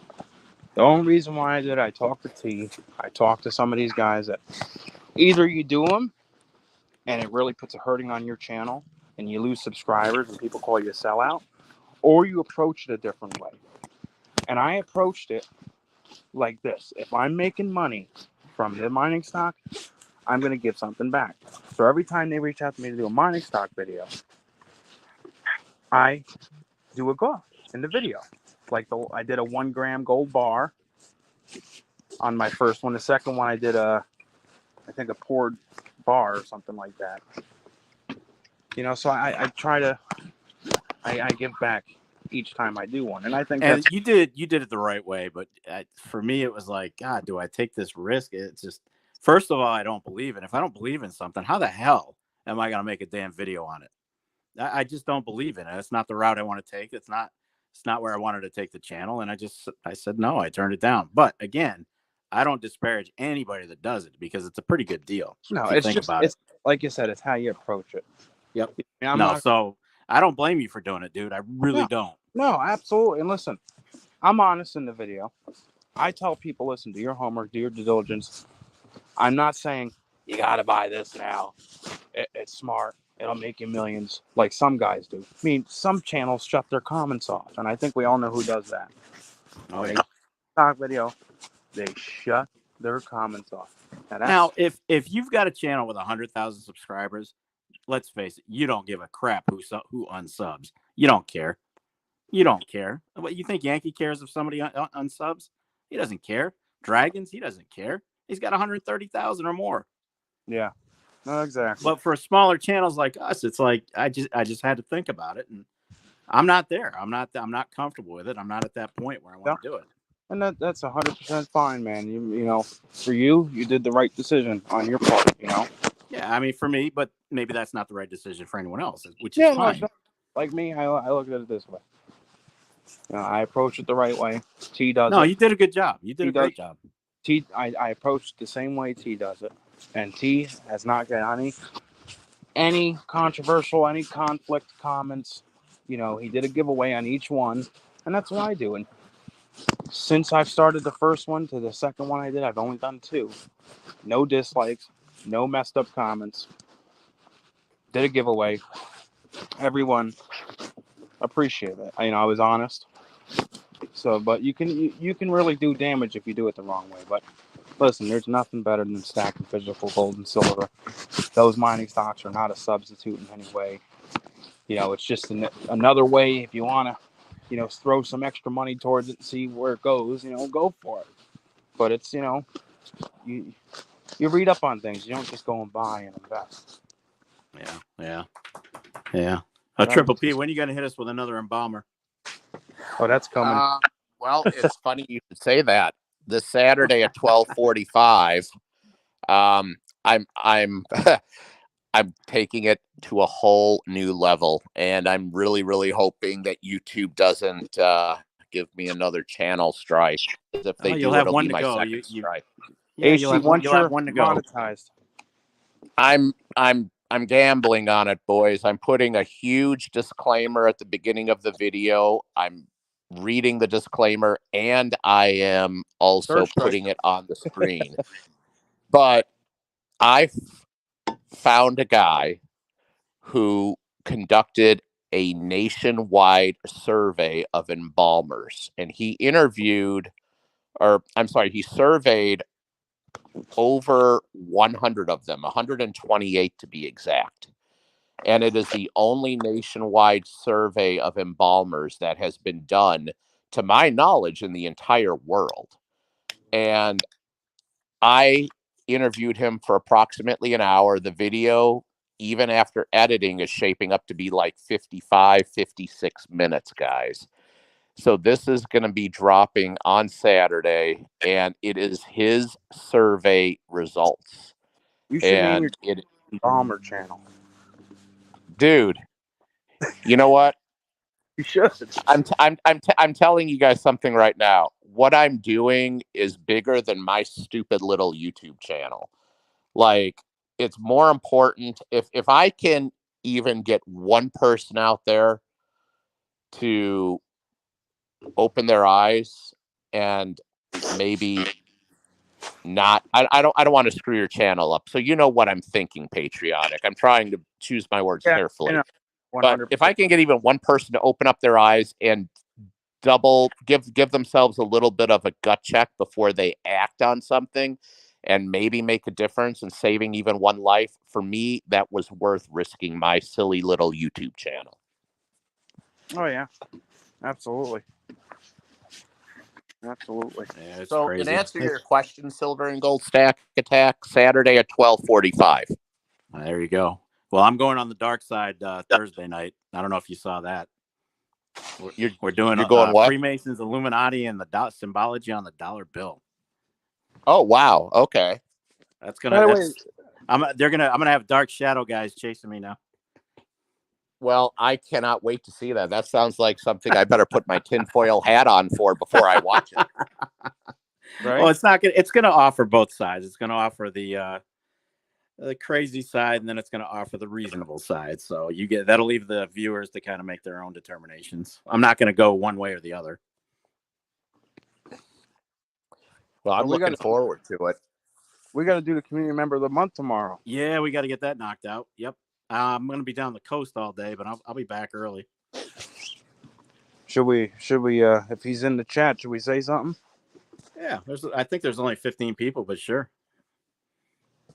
Oh, I think there was someone more earlier, but I don't know where he is. He probably went to bed knowing him. No, I don't think he went to bed. He's he's an owl. He's a night owl. Oh, B2, where you at? B2 still here? B2. Where's B2? He's popping up somewhere. I know he's there. He's one of the 12. One of the 14. So we had almost 30 There people. he, There he there is. he is. There he is. He's like, what? What? Did he fall asleep on us? Did he I think pass out on the just woke him keyboard? up. I just woke him up. He's You're like, the wait, I community hear my member of the name. month. Now, B2's B2, you got the community member of the month for this month. So we're gonna do a little live tomorrow. Do a little presentation. What time we doing it? What time you want to do it? I do 8, 9. Let's do 8. Let's do 8. 8 o'clock. 8 PM. o'clock. Be there. Eastern time. I think We'll do it at the Silver Gold Stack Attack. We'll do it on my channel this week or this month. Is it your channel this week? Yeah, I'm gonna do it. Yeah, we're gonna host it at my channel. Then you get it next month. Yeah. All right. It's on you. It's on Silver Gold Stack Attack channel, 8 o'clock p.m. Eastern time. I think I'll put up a thumbnail tonight before I go to bed. Yeah. So that. HD said, "What am I, chopped liver?" We have our eyes on you. HD. Oh yeah, we got eagles on you. We already know the 12 people we're picking this year. Yep. We already have it all planned out. They already have it rigged. I mean, if we could do multiple people a month, we'd do it. But we pick one a month. We honor them and say, "Hey, we appreciate you." And it ain't employee of the week. No. This is our thanks because it's not just my channel. It's not just Patriotics. It's not just Triple P. We're looking for people that are everywhere in the community. So that's one of the prerequisites. Yeah. So we pick people that support the community. Multiple channels. They're everywhere. They're recognizable. Yep. Content creators, not content creators. I mean, like JK, he's not a content creator, but he's a huge supporter in our community. Well, he was the first. Who was better to be first than JK? But it's not in order. We're just picking, who we think that deserves it. I'm not saying no one else deserves it, but Not saying that B2 doesn't deserve it, because he does, but wouldn't it be fitting if JK would have been the first? He was. Was he? Yeah, absolutely. We kicked it off with JK last month. Yeah. Oh fuck! I missed it. I mean, I couldn't think of anybody better. It was like first award, JK. Got to be JK. Well, I got an excuse. I was on vacation the month of January, so that's my excuse. Yeah, JK was the first, man. Come on. How are you going to pick him? What, second or third? You know, he's first. Okay, well, at least our heads were in the right spot then. We have to go. It's just breaking the rules if you don't. HD, I got to give a shout out to HD before he leaves. Thank you for the copper, man. He's been my copper guy. Copper He's really helping me. He's really sending me some beautiful copper. Copper King. So JK was the first, and B2 with emphasis on the number 2 is the second. Isn't that fucking cool how that works? Cool. So is there anybody in our community that starts with the word try or 3? Trident. There you go. Or 3-toe stacker. Well, there you go. It's got to be fucking M2 next month. I mean, Trident, that's only fitting. He's got 3 in it. Just saying. Trident too. Yeah. We know who's next. We already got that planned. It's not a popularity contest. It's just us saying thank you to folks we know are getting around and making the rounds. Yeah, that's it. You know what I mean? And listen, if we could pick, there's a lot of people that. Absolutely. God, we could pick 10 people a month easy. We could have 10 years booked. Yep. But the thing is, you know, we're doing once a month. You know, can you imagine us doing it daily or weekly? Nah, I like my silver. I don't want to give it all away. That's what I'm saying. You know, it's expensive if you do it freaking daily or weekly, even though we'd like to. But you know, you get a nice, free, beautiful piece of silver, and you know, nice couple stickers, maybe a few top cards. They get their custom C-Mom sticker. C-Mom. C-Mom. Which did you get those, by the way? Yeah, those are cool, man. All right, cool. Got them set aside. Yeah, because this time I'm sending it out, right? Yeah. Yeah, you got to send it out. My turn to give away. And I gave JK a bunch of my decals. That's what I would do if you know that B2 doesn't have yours, but your shit is everywhere, so I'm pretty sure he's got them. Yeah. Yeah, B2, you're awesome, man. You're cool.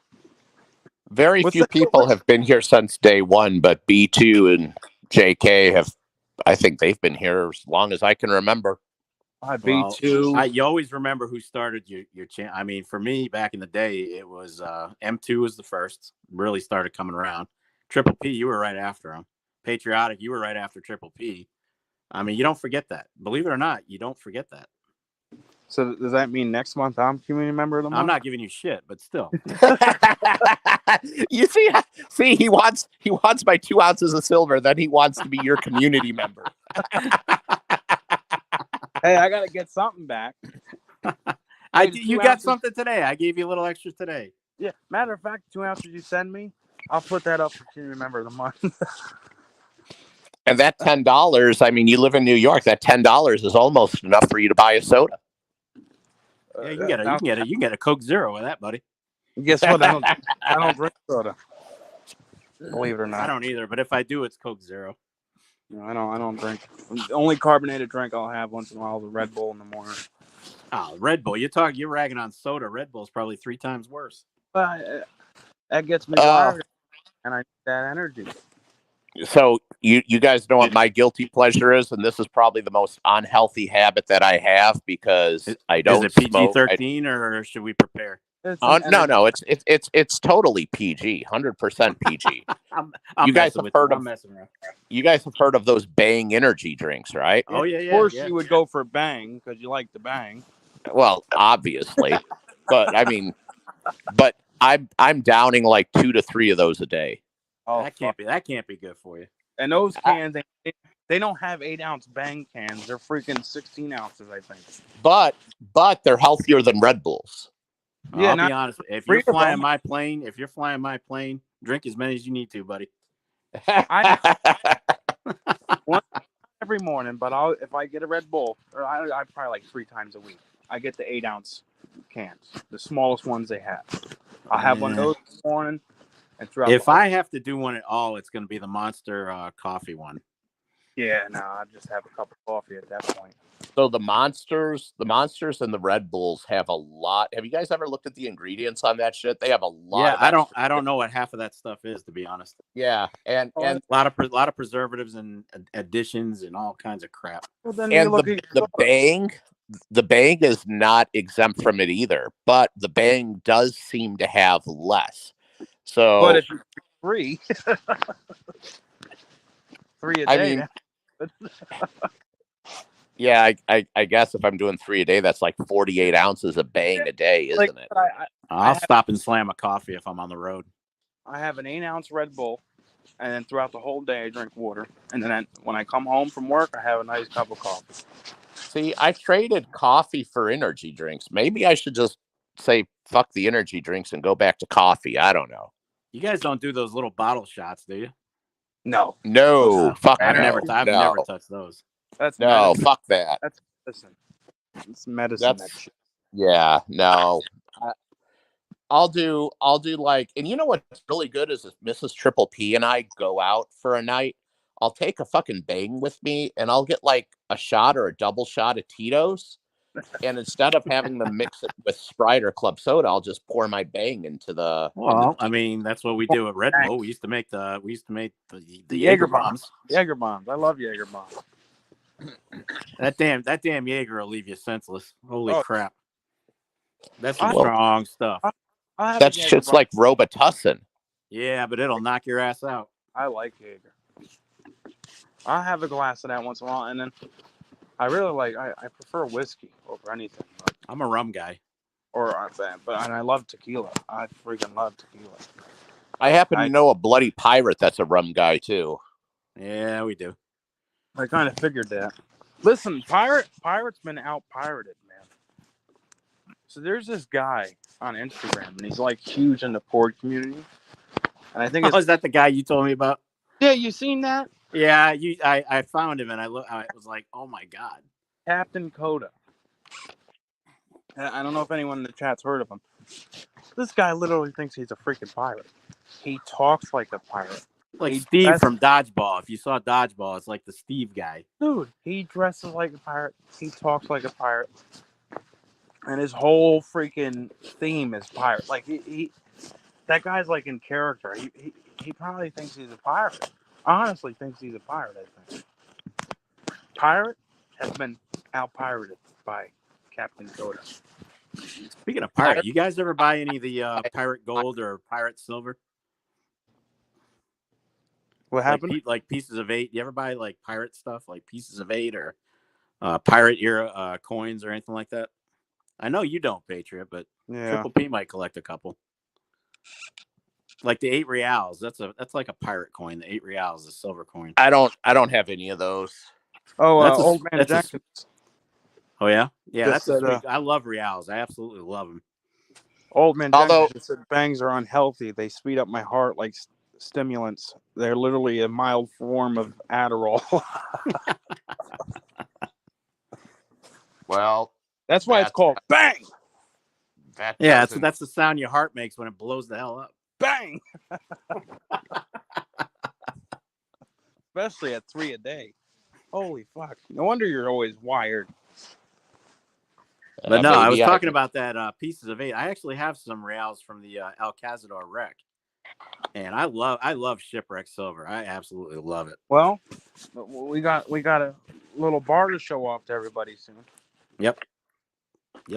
Speaking of shipwreck, probably just gave it away already, but no, there's plenty of shipwreck silver out there. There's plenty of different ones.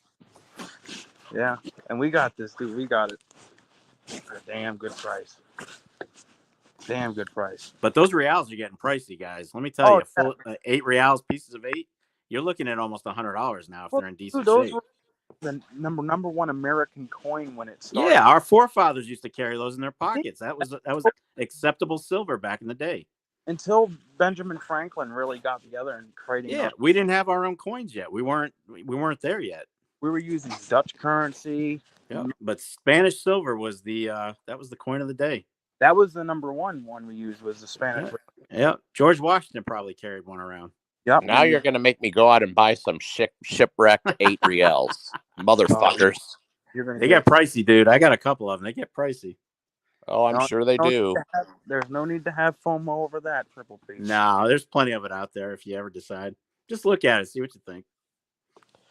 Now that's history in your hand. That shit's been at the bottom of the ocean. Well, you know what I think is, you know what I really want? This is getting pretty deep down the fucking rabbit hole of numismatics.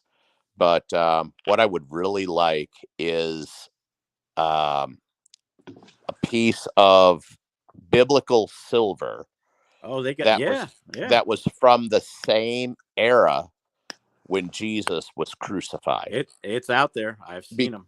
Yeah, and I've priced it, and for the I think it's Tyrannese shekel is I think one of the more common ones from that era. Yep, the shekel. Yep.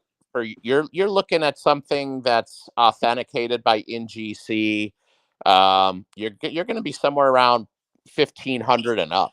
Fuck that. Well, I've got some.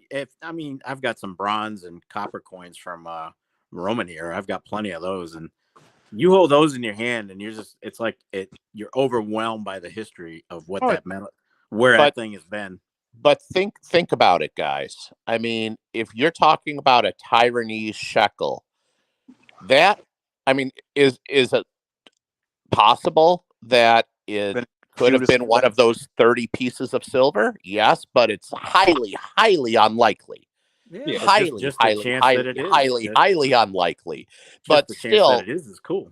And there's no way of proving it either. Right. And there's no way of proving that it was or it wasn't. We'll never know. But just knowing that there's a small, tiny, minuscule chance that it could have been.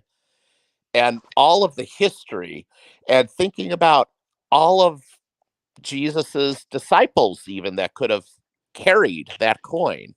Oh, yeah. I mean, or Jesus himself. I mean, yeah. I mean, it's insane just to think about that. Yeah. I don't know that Jesus actually carried change. It wouldn't surprise me. You still have to buy people. I think everybody just brought him stuff. Not the people that couldn't stand him. You got to think of it. You know, a lot of people were scared. So because they were either scared or they hated him. Because pistol packing pastor just commented and he said, "Hold on while I wipe my face off." Think of it with with those what do they call them, the Jewish what do they call them, the rabbis. They were they were against that, and people didn't know who to follow. So a lot of them were scared because if they were to follow him, they would get killed or outcast. So it was you never know. He could have had coins on him. Who knows? Pastor just backed me up. He said Jesus wouldn't have likely carried any. But I guarantee on water. And you don't want a pocket full of medals walking on water. But at the same time, do we really know? Nobody knows unless you were there. Jesus likely didn't need any, but Jesus's disciples, his apostles, and all of the other some of the other prevalent people from the Bible could have. Yeah. Well, you don't know. We don't know if he had coins, carried coins, or what. I mean, we know not Jesus. We know Judas did. Judas was paid 30 pieces of silver.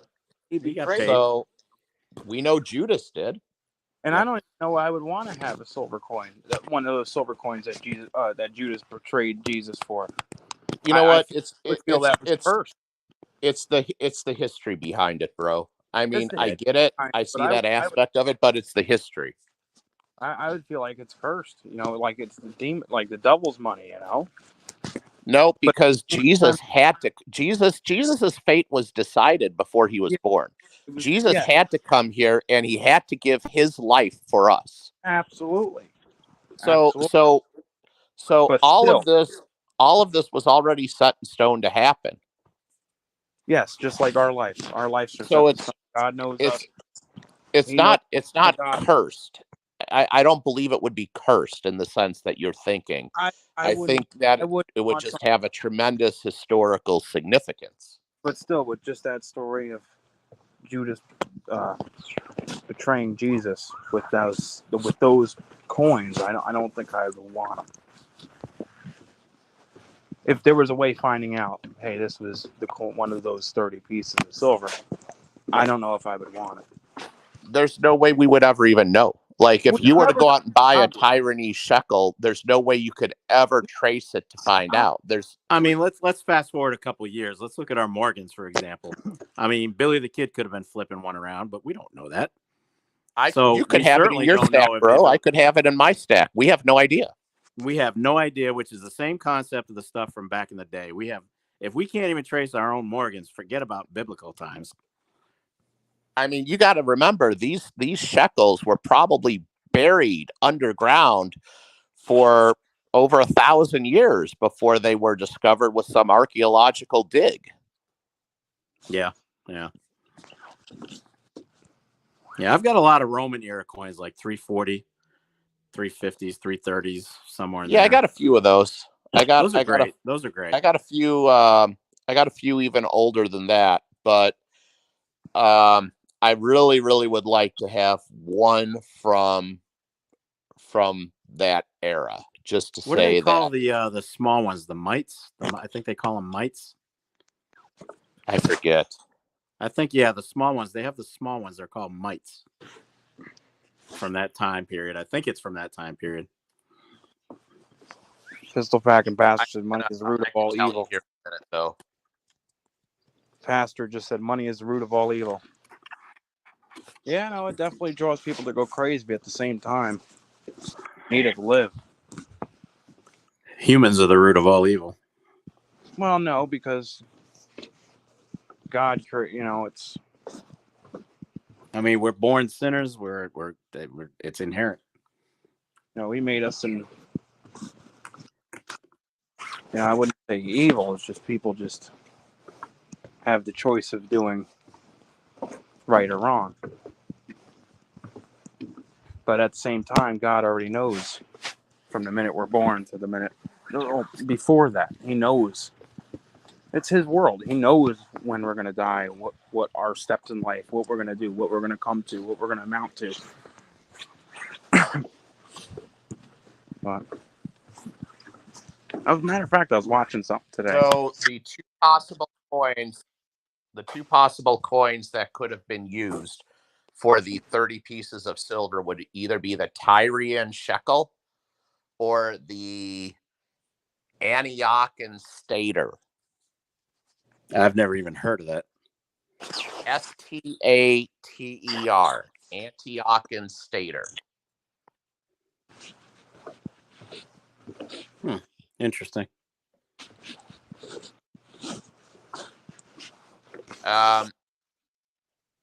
There's also a chance it could have been. I think those are the most two common coins that it would have been, but it could also have been tetradrachm. That I've heard of. Yeah, I have a tetradrachm, but it's not from the same era. So even though it's the same coin, it wouldn't fit the timeline. Yeah. It's definitely, history 2,000 years ago, I mean, coins are, like I said, if they can only tell a story, some of these silver coins, can you imagine? It's just amazing. On even with a house, for example, you'll drive through an old town and you'll see houses that were built in the 1800s. And you just walk in that house, like me doing floors for a living. You walk into some of these houses and you're like, wow, generation after generation lived in this house. Families were born and kids were born and died in these houses, grew up in the houses, and they're all gone, but the house is still here. It's like these coins, there's coins from the time of Jesus that are still out there, and it's just amazing how they can hold up and still, exactly like if they could talk, what it could tell you. I know. Amazing. And matter of fact, and where I live, there's this tree that they say it's like 1,000 years old or something like that. It's humongous white oak tree, humongous, and it's just same thing. Well, a lot of these things that just can stand through time. And Well, do you guys ever think of your it's weird to think about. You got all this stack of silver, you got your stack of gold. You ever look at some of this stuff and go, my God, I'm gonna be long gone and this stuff's gonna be somewhere. oh yeah, It's gonna outlive us all. As nuclear war will be gone, but all the gold and silver will be out there somewhere. yeah. Well, that and the cockroaches. That and the cockroaches. So that you'll have rich cockroaches. Yeah, and Twinkies. But I mean, that's the legacy you kind of leave Twinkies, behind, yeah. Yeah. That stuff, you look at that stuff and you just know it's going to be around far, far more longer than you are. Yeah. Oh yeah. Well, I mean, look at the house that we're living in. I mean, my house that I live in is going to be here after I'm dead.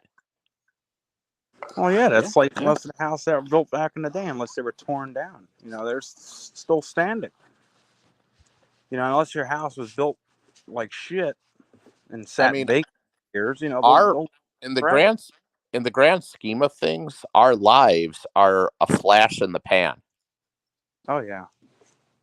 Oh, we're a speck of dust in the overall grand scheme. The Earth is a speck of dust. I mean, let's face reality. We're nothing. Yeah. If you look at all those galaxies up there, I mean, we are so tiny. It's insane. Which is why it cracks me up that some people can be so naive that they think we are the only form of intelligent life in the entire universe. And I think when people think about other intelligent life, they think about the little green Martians from Mars. And that's not what most of us are talking about. What we're talking about is the universe is expansive. It's never to think that we're the only form of intelligent life. I mean, it doesn't even matter. That's pretty naive. Dude, it doesn't even matter if you buy into the creation story or if you buy into the evolution story. If you buy into the Big Bang, so you're so naive, you think that the Big Bang can happen here, but it can't happen 5 million light years somewhere else. I mean, how big of a dumbass do you have to be to think that? Or if you buy into the creation story, which I think all three of us do, you don't think God would have wanted to, create other intelligent life in other places? I mean, we are God's perfect creation. The humans, we're known as his perfect creation, but we're pretty much an art picture. God he creates everything. The universe, all other planets. That you think it's just a big bang, and here you go. Here's these planets with life forms and this and that. God created man in his own image. The Bible says that. But are we so naive to think that God could not have created any other species or even other men and women for that matter at some other spot in the universe? There could be another Earth like this with people just like us and millions of light years away. We don't know, and we'll never know. But we're so naive and pompous as human beings. We think we're it. We think we're the only ones. How big of jackasses do we have to be to think that? That's the problem with a lot of us humans. We have the thing that we have to see to believe set in our head. I mean, there's some things out there, that it's you gotta have, like for example, God and Jesus. You gotta have faith. Well, you gotta understand that fear just leads to, as some people won't acknowledge. If they're afraid of something, they're not going to acknowledge it. They're just going to pretend it doesn't exist, or there's no way it could exist. There's no way that we're the only living, maybe in our solar system, but outside of that, in other universes, there's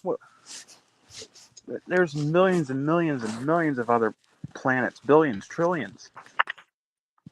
Well, it's never ending. I forget. I mean, you guys must have seen that our video. silly little human mind doesn't even have the capability of you can't fathoming what's out there. No, We can't it's even I don't know if you comprehend. did you guys see that video where it starts off with the Earth, and then it starts just zooming out and just zooming and zooming and zooming. Oh and zooming. yeah. Yeah, I know Holy, what you're talking about. If that doesn't make you small, I don't know what will. Yeah. Well, just even when you see like these videos of these the space shuttle up in our solar system there, and you just see with the Earth and other planets and stars and just the blackness. It's insane. It really is. Like Triple P said, you just can't wrap your head around it. There's no way. I was hoping in our life there'd be like some type of Star Trek or Star Wars spaceship where we can travel at light year speed and see other Now, planets. the best we're gonna get is Virgin. Yeah, a $400,000 ticket for a 10-minute ride up and just freaking above the clouds. Yeah. Oh, it's dark here, so we're in outer space. They don't even go that far. It's literally just. I forgot. I'm looking it up. How far they go up, but they go up just enough where people just start floating a little bit. Like it's Like Chinese balloons. I have another guy at work who I've flown with on occasion, and he flew the F-104 back in the day. And one of the things that aircraft could do is it could get up if you Hey, Brett. handled your energy the right way and you had the right trajectory. It could get up in excess of 90,000 feet. And it's crazy. Like, he told me the stories when we were flying together of how dark it actually gets, and like you can really see the curvature of the Earth at that altitude. It's crazy. Yeah. Did you see that one video? Red Bull sponsored the guy, and he took like this little shuttle up into like space, and he jumped. Yeah, I did see that, and that's pretty cool. Yeah, that's man. insane. He was supersonic in his free fall. Yeah, that was insane. And they didn't, obviously they didn't go up too high, but he went up there just enough where you could see the curvature of the Earth a little bit. Well, I think he was up around 100,000 feet, right? Yeah, he went up far where you could see the Earth, like you can kind of see the curvature, and you can see it was dark. He was up far, where at the point he needed a freaking suit. That was amazing, man. Watching that, holy cow. Yeah, I don't know, man. If I was watching this thing the other day, I guess there was this company, I forgot the name of it, but it kind of looks like a hot air balloon. You're in like this shuttle, and what makes it go up is this giant balloon. And they have a bar in this shuttle, seats like a lounge, and they're taking you up for a 2-hour trip, and then it comes back down, and it's the most affordable space travel, and it's $125,000 a ticket. Yeah, affordable, right? For I guess 2 hours. I think it's 2 hours up, 2 hours down, something like that. But it was pretty cool. And they said eventually they're going to make it cheaper, but I guess with that one Virgin Galactic or whatever, what is it, Virgin? That guy from Virgin, he made a space shuttle, and Jeff Bezos. Yeah, I know. Sir, Branson. Sir You're talking about Branson. Richard Branson. Yeah, that's. I guess they're charging like $500,000 a ticket. It's only for like 10 minutes. So this company is doing it for $125,000 and 10 times the amount of time. So it's pretty cool. Maybe that'll be a good retirement gig for me. Airlines make me retire at age 65. Maybe I'll start doing rides up into outer space by that time, right? For a little extra cash on the side. Shit, they probably pay you $20,000 to go up and down each flight, if not more. Shit, by that time, man, we're talking 17 years from now. By that time, there might be like fucking hundreds of rides going up there every fucking day, and it might be dirt cheap. Who knows? Yeah, if time changes, even a decade, you'll see major changes. Well, I mean, take a look at what has happened in aviation since the I'll be Wright a little brothers younger. took the first flight. Like that first flight went like what, 100 feet, 200 feet, something crazy like that. Barely got off the ground, and now we're freaking like, You're talking about the Wright brothers when their first flight? yeah, it's like 1903, right? Yeah, 1902 or 1903. They literally So we're got, talking 100 in 120 years. Look at the dude. It was like progress that has happened. it was like a freaking 5 foot flight. It wasn't high at all, but they took air. No, it was longer than Yeah. 5 feet. It Oh, was it wasn't, dude. It wasn't. It it wasn't. was maybe 5 feet off the ground. I don't know what it was, but it was like, I think, a couple hundred feet. Yeah, you in have to terms understand in the distance. that area is not far from me, and the original rail that they ran the flyer on is still there. It's pretty cool, but you have to understand the wind shears over there. That's why they picked that area. So they actually did it. They had a pretty good flight. It's really windy. There's a lot of winds coming off the ocean and on the sand dunes and the banks. Yeah, and you think of it, it was only just over 100 years ago. Yep. You know, you gotta think of it, we're pretty much in the golden age, man. We could have been born at any other time. We were born in I mean, we have freaking mini computers in our hands, our cell phones that can do everything. We Oh got, yeah, the first calculator took up a whole room. you know what I mean? That's what I'm saying. You know, we're in that cars. You know, we have cars that go. You can get sports cars that go almost 280 miles per hour, like the Bugatti. They go to 280 miles per hour, almost 300. Planes. But here's the $1,000,000 question. I know where you're going with this, but does that make us better as a society? I mean, I don't know the answer to that question. It's more of a rhetorical question, but like, It's good. I learned in school how to do multiplication and long division the good old fashioned way. Now, every single kid has calculators in fucking math class. Every one of them. Do they have the same skills that we learned when we were in school? Well, let me give you an example of that. Emerald That's Coast on an adult Stacker. level. Let me give you an example of that on an adult level. When I went through Marine Corps boot camp, all we had on the rifle was the front sight post, an iron post. Now you look at boot camp and they've got scopes on them. Oh yeah. And I'm like, oh my God, we didn't need that back in the day. They taught us how to shoot it with nothing but a friggin' some windage and a front sight post. Emerald Coast Stacker said the initial flight was only a few feet off the ground. The initial flight, the first flight. Right, but it went more than 5 feet in terms of distance. I was talking in terms of I'm distance. saying height. I'm saying height. I never said Yeah, feet. They went for a while, but I'm saying height. They didn't go that far off the ground. I thought you said 100, 200 feet up in the air. Oh, no, like a couple hundred feet in terms of distance. No. Distant was, yeah, I'm saying height wise. They didn't go that far up. And But I don't even know, and I'm just guessing. I don't even know what the. I'm actually going to look it up because now I'm curious. I don't know how long the first flight was. I probably should know that. Yeah. What was I going to say? With you know, the technology. You know, it's a double-edged sword. You know what I mean? Like, yes, like these social media, these platforms, they were supposed to make more people social, right? Well, they actually made us more, you know, unsocial. Because now you walk down the streets, people don't even look at you. They're on their phone. People are texting and driving, knocking into you, causing accidents. You know, you invite your friends over and they're sitting on their phone on the couch or whatever. You know, people become more unsocial than social. So, you know, it's definitely, you know, good and bad. But like, for example, with medicines today, people live longer because of it.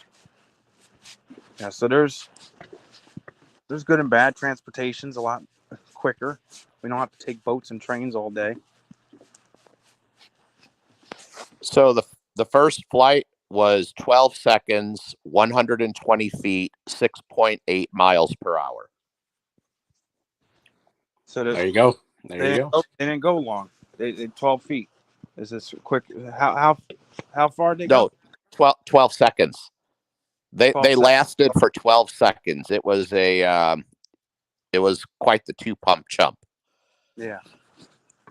But not bad for initial flight. They still got off the ground. That's who. Yeah.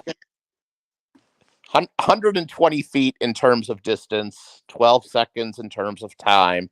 That's like the first, and Mercedes-Benz made the first car, and it went like freaking like 2 miles per hour, 1 mile per hour. It was freaking slow, but it's Well, I still. mean, look at the Ford. Was it the Ford Model T, the first what Henry Ford created or produced? I mean, that was 15 miles look at per that. hour. It's leaps and bounds behind what we have now. Oh well, yeah, man. Shit, up until what, the 50s, you know, if you had a car that was going 60, 70 miles per hour, that was freaking fast. You know, now you're driving on the highway, you double check, you're going 100 miles per hour, 90 miles per hour.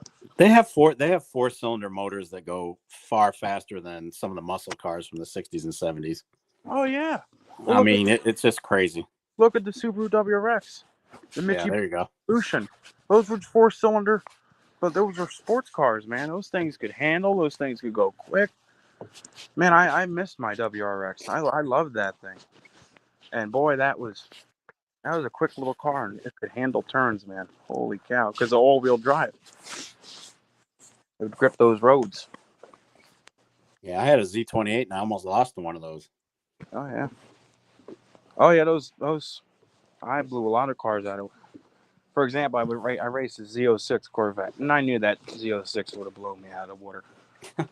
But on the back roads, on turns, it did not keep up. On a straightaway, it took off. But on the straightaway, I had him on the takeoff because it's all-wheel drive. But once he started going, he blew past me like 20 car lengths. Yeah, I would still. I'm with Emerald Coast. I would give me muscle all day. Oh yeah, muscle. So, what's the fastest you guys have ever driven on any motor vehicle? I think the most I've ever pushed was like 135. On what? I had my father had a Camaro SS 2015 it was or something. He bought it brand new, and I took it for a spin, and I had that sucker. I think 140. Okay. So silver and gold stack attack, you said 135. In what kind of vehicle? That was an 09 Corvette. Okay. So the fastest I've ever been was on a bike. Oh, fuck that. Yeah, no. Yeah, and I had a motorcycle. I had to sell that thing. I did it one time, and I'll never do it again. I had a ZX14R. Fuck that. And I opened it up, and I looked down. All of a sudden, I started getting tunnel vision pretty good. Well, and that happens in a car too. All of a sudden, that highway that started nice and wide, it looks like it's just shrunk down to nothing. Oh yeah. And I glanced down, and my speedometer was somewhere between 150 and 160. Nah, screw that. If you wipe out, you're not even gonna feel it. You'll be dead before you stop rolling. All it takes is a little rock, a pebble, a dip in the road, a grass on the road, leaves on the road to take that bike flying, boy. Oh yeah. So I sold mine. I sold mine.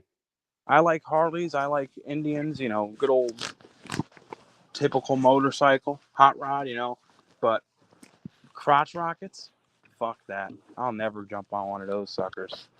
Never. You got to have a death wish. And I wouldn't be a passenger on one either. You see these guys on the highway, man. Matter of fact, it was this Nissan GTR, freaking fast car. Yeah, it's a nice car. And he was racing Lamborghini, right? And these guys there's a video of it. You can look it up. And they're racing, and they're clocking out at like 160. Crazy speed. This was on the Autobahn in Germany.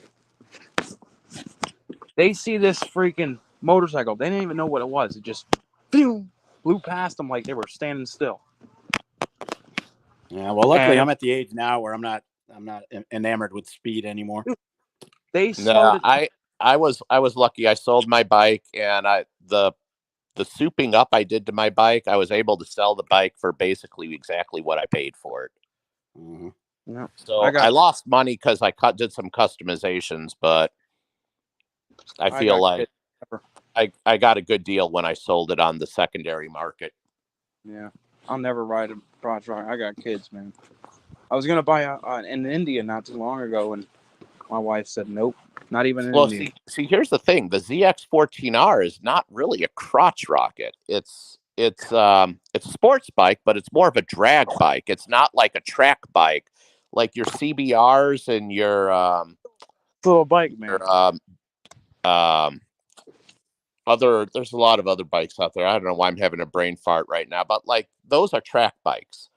The ZX14R and the Hayabusa are more drag bikes. I like riding bikes, cross Yeah, road. if I bought another one, it'd be a cruiser. You know, a fat boy Honestly, Harley or something like that. if I ever bought another bike, guys, I would probably pull the grandpa thing and buy a frickin' Honda Goldwing. That's a grandpa thing. You don't want a 3-wheeler. No. I said grandpa thing, not the paralyzed thing, or no. I'm good No. with side by side, man. I take that in the woods. Just go through trails. Matter of fact, me and my buddies were supposed to go to West Virginia, Hatfield and McCoy, and hit the trails there. And you want to talk about trails, man? Dude, you can go to Kentucky, Virginia, West Virginia, all on those trails. Freaking awesome. And they got I these know. stay at. I know I won't buy another motorcycle, but I got to tell you, I don't know why these things are appealing to me, but those slingshots look freaking awesome. Oh yeah, those cool. Those Can-Am, the Bombardiers, right? No, it's not quite a Can-Am. The Polaris slingshot. Yeah, Polaris slingshot. It's gorgeous. Bombardier But- Can-Am too. Same exact one. Say it's similar, yeah. And here's the funny part: even though it looks like a fucking car, Yep, you actually need a motorcycle endorsement to legally drive it. It's and a a bike. helmet if your state says you got to have a helmet. Yeah, Correct. New York, you have to wear a helmet. In Pennsylvania, you don't have to, and it's ridiculous. It pisses me off seeing these guys riding these motorcycles without a helmet. I'm like, can you be that freaking reckless? It was awesome. A few months ago, I saw this guy riding a motorcycle. He didn't have his helmet on, but he was wearing his mask. Oh, yeah. Hey, He's safe. At least he's being safe. Unless I'm free, I got a helmet on, and I got leather pants, jacket. I wouldn't want to get some road burn from that shit, man. Whew. That'll tear I you up. actually met a guy who went down on Alligator Alley out here in Florida. He went down and he was doing over 140 when he went down, and he survived it. He's lucky. Not many people do. Well, he was in ICU for a while. Oh, I'm sure he was getting skin grafts and everything. I bet he was wearing good gear. I know he had a chest plate on, he had leather on, and he still almost fucking died. You're going 140, dude. That leather is scraped down too. It's a deterrent. It helps. Right. It helps. But if you're going that speed and you're sliding for some footage, you're gonna get fucked up. Oh yeah. As a kid, falling off a bicycle, downhill and sliding, coming home and scabbed all over my face and arm. And that's how fast you really go on a bike, Can you imagine? I remember being on a bicycle as a kid and freaking crashing into a fucking light pole and going over the handlebars. Freaking bashed my head, and I was probably only going like 10 or 15 miles an hour. Oh, we've all done something on a bike. Yeah. Some of the stupid ramps we used to make were about 5 feet tall. Yeah. So I can put a little tin can, run over a tin can, make it sound like a motorcycle. Or a little card in there, a baseball card, and have it flicker. Uh-huh. Make the sounds. Yeah. Oh, boys, I got to get on the road first thing in the morning. Yeah, me too. Phone's at 10. My phone's about to die. It's been a while. Yeah, 2 hours and 9 minutes. So next week we'll have Pistol Pack and Pastor on my channel. All right. I'll See you guys later. Thanks for all coming on today. Yeah, appreciate it, guys. All right. Yep. It was a blast, guys. Have a great week. Good night, And guys. thanks to everyone in the chat. Peace. All right. Good night. Take care.